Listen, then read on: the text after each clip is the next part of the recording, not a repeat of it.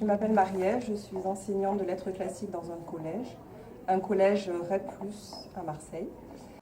Bonjour Adeline, professeure de lettres classiques dans un collège REP+, pour la deuxième année, TZR aussi en lettres classiques.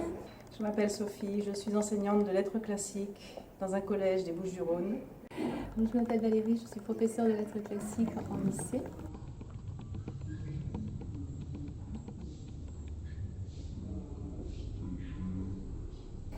J'ai actuellement un cinquième des effectifs de chaque niveau qui fait du latin ou même du grec. Dans un établissement qui compte 55% d'élèves boursiers, c'est une belle réussite. Enseigner les langues anciennes me permet de leur ouvrir l'esprit sur de nouveaux horizons et de faire un saut dans le passé. Ça leur permet d'établir des liens entre le monde antique et le monde moderne.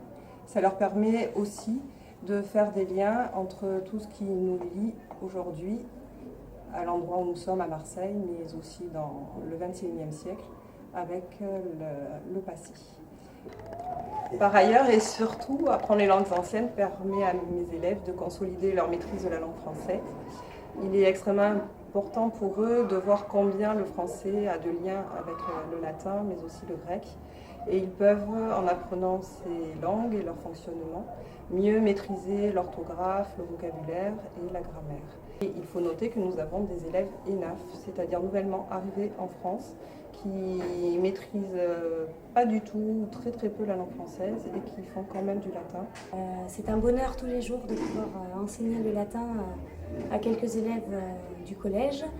Il faut savoir que dans l'établissement dans lequel j'enseigne cette année, il n'y avait plus de latin depuis 3 ans. Il y a 3 ans, il a été réintroduit. C'est un plaisir de les entendre le mercredi matin à 8h dire qu'ils sont ravis de se lever pour venir étudier la langue latine et la culture antique.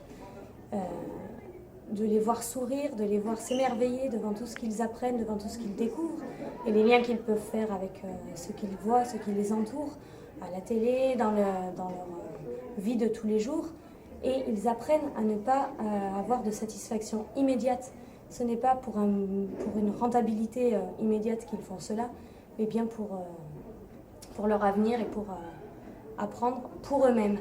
Je voudrais parler du grand bonheur que c'est pour moi d'enseigner en grec depuis 4 ans à des élèves de lycée. J'ai la chance donc de travailler avec de petits groupes d'élèves extrêmement motivés.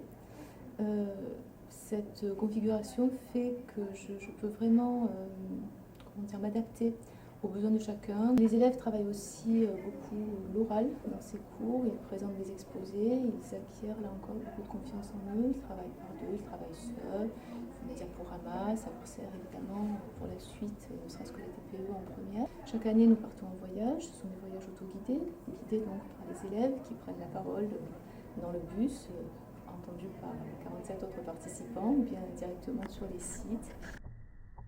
Mes craintes aujourd'hui sont immenses. Je suis assez démoralisée de voir que sous couvert d'arrêter de faire de l'élitisme, on va en fait empêcher à ces élèves de milieux défavorisés d'accéder à une ouverture sur le monde antique, un accès sur ce qui fait notre fondement en tant que société française, dans notre civilisation, dans notre langue.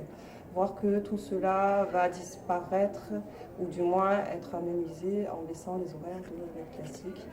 Et moi, personnellement, je me sens attaquée dans mon intégrité d'enseignante, de voir que les matières que j'enseigne vont être réduites à des enseignements complémentaires plus ou moins viables, et aussi dans mon intégrité d'individu, puisque l'antiquité grecque et romaine est bien sûr au fondement de la personne que je suis et de toutes les valeurs pour lesquelles je vis et pour lesquelles je veux défendre l'avenir de mes élèves et de mes enfants. J'ai beaucoup de craintes pour l'avenir avec cette réforme, non seulement pour les lettres classiques, puisque bien entendu les horaires réduits ne vont pas permettre à une langue et une culture d'être approfondies, ça ne sera que du saupoudrage.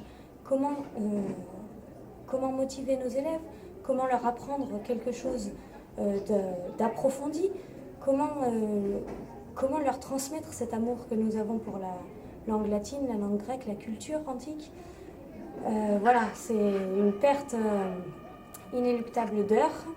Et je suis aussi inquiète quant aux projets interdisciplinaires, comment faire des projets avec des collègues imposés, comment faire quand on était ZR pour savoir avec qui travailler, pour savoir où l'on va atterrir, dans quelles conditions de travail on va atterrir. Voilà, donc beaucoup d'inquiétudes. Il y a encore 2 ans, nous avions 16 heures de latin dans ce collège, 2 enseignants, 16 heures. Un collègue est parti à la retraite. J'ai hérité de 2 de ces heures, donc 10 en tout. L'année prochaine, avec la réforme, ce sera 6.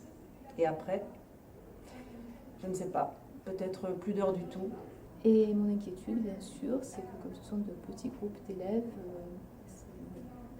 c'est que tout ça disparaisse, que ces gens qui sont finalement très motivés, qui sont très contents de continuer, qui viennent en plus, parfois ils ne sont même pas inscrits, qui viennent de 5 à 6, alors qu'ils ont des heures de trou, jusqu'à parfois 5 heures de trou vendredi après-midi avant de venir en cours. Voilà, j'ai peur que tout ça disparaisse, que cette émulation, que cette entente entre des gens qui viennent de sections différentes, de classes différentes, et qui pourtant, il y a une unité qui se crée.